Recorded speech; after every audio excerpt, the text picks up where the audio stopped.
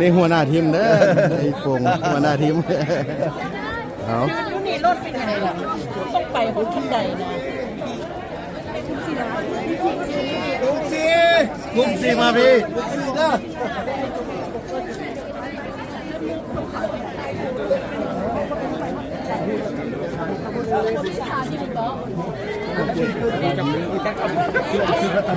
เจ็ดกับแปดเจ็ดแปด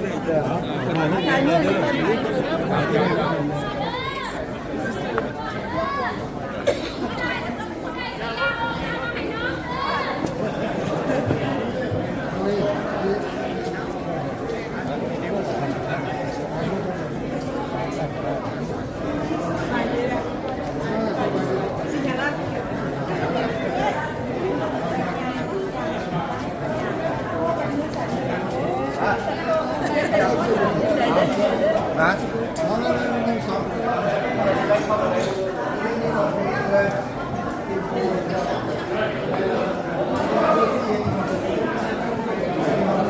เยี่ยมยอดเยี่ยมฝีมือ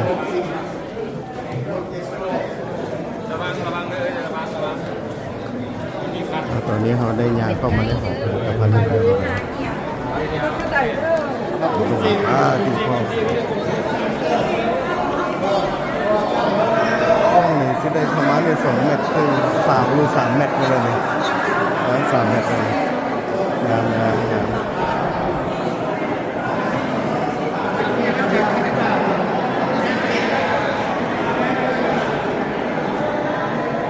ของแท้พี่น้องของแท้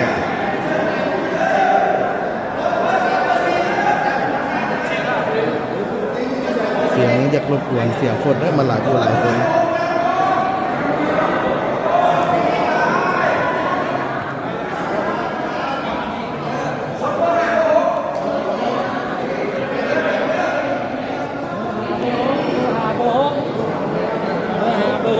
เบอร์ 5 เบอร์ 6ฮะนั่นแหละ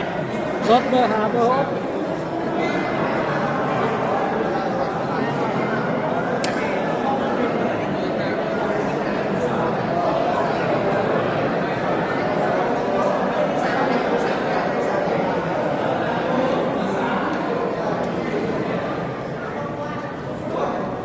อันนี้เพิ่นจะเอาหากไม้เลยว่าหากต่อไผ่มานำด้วยมาขัดที่ว่าเป็นรูปสิงรูปเสืออยู่นี่เลย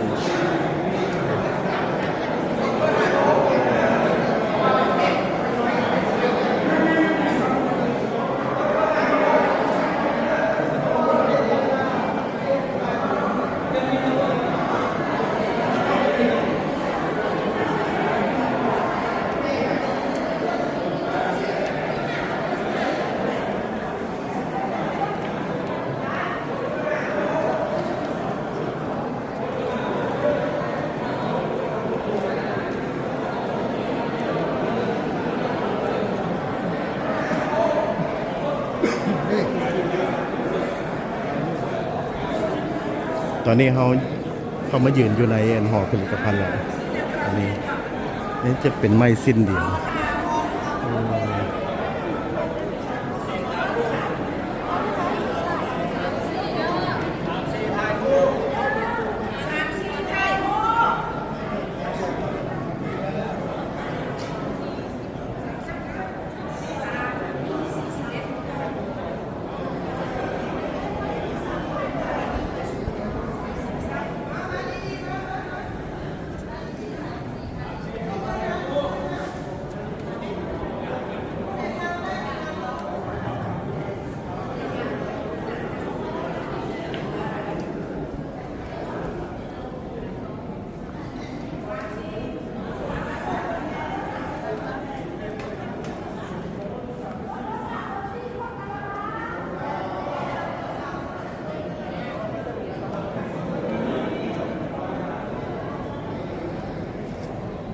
ฝีมือบ่ธรรมดาสุดยอดเลย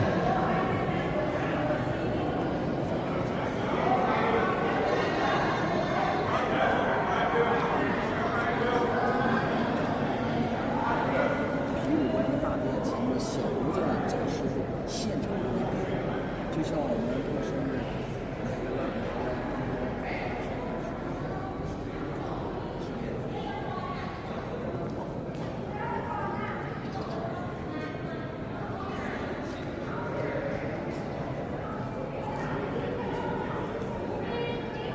ดาน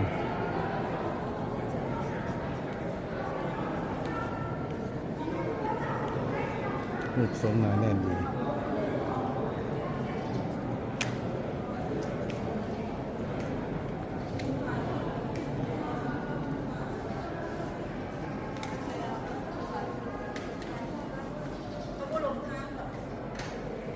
ปลดเกือบขึ้นไปปะ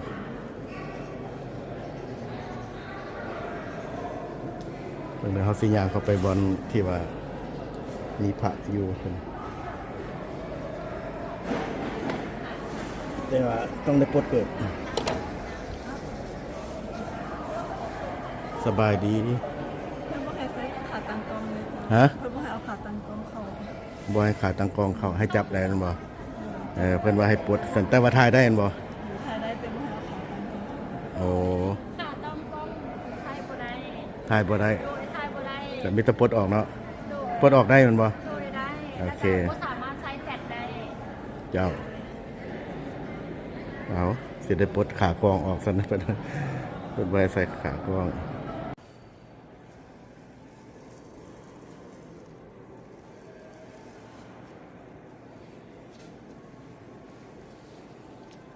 บ่อนนี้เป็นสถานที่จะกราบไหว้พระพุทธรูป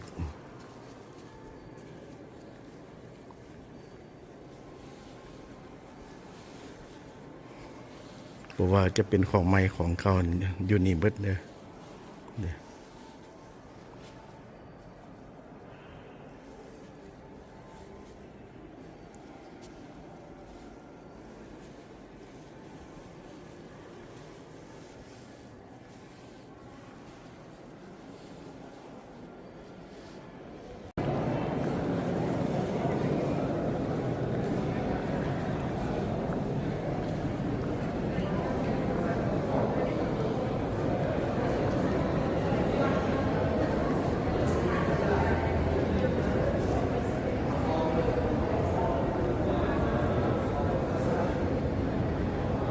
ลูกทาสหลวงสมัยก่อน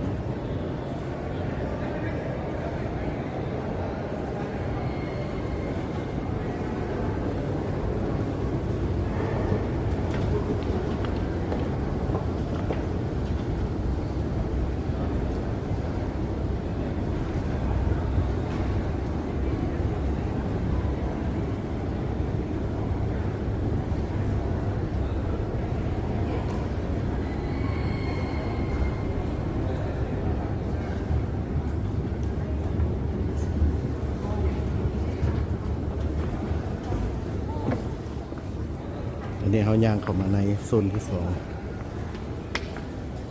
ของมิวเซียม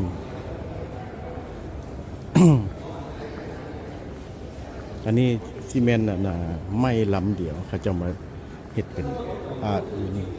เจาะเข้ามาเป็นรูปเป็นเลี้ยงเป็นลายมาโอ้ไม่ลำเดียวพอดนะ 水库呢水位下降了，那下降了以后被发现这个木头，这个木头呢经过专家鉴定，它在水里面已经埋了50多斤，打捞上来的时候呢，那时候才碰到这个现在把它标出了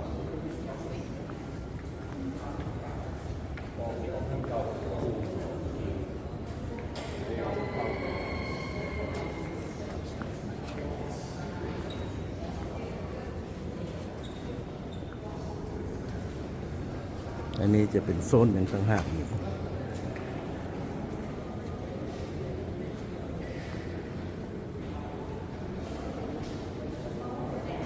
นี่จะไม่แปลนแผ่นเดียว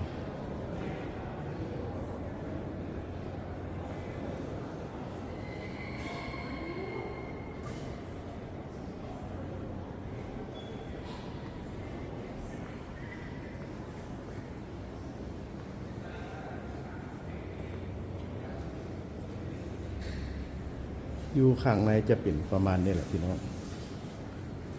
จะพาพี่น้องเข้าไปเบิ่งเบิดทุกบอลทุกมุมทุกเจ๋อยู่ในอันนี้จะเป็นหากไม้หากไม้ขอดเลย เป็นกำแพงเมืองจีนเลย 哇，这个套花木，你知道吧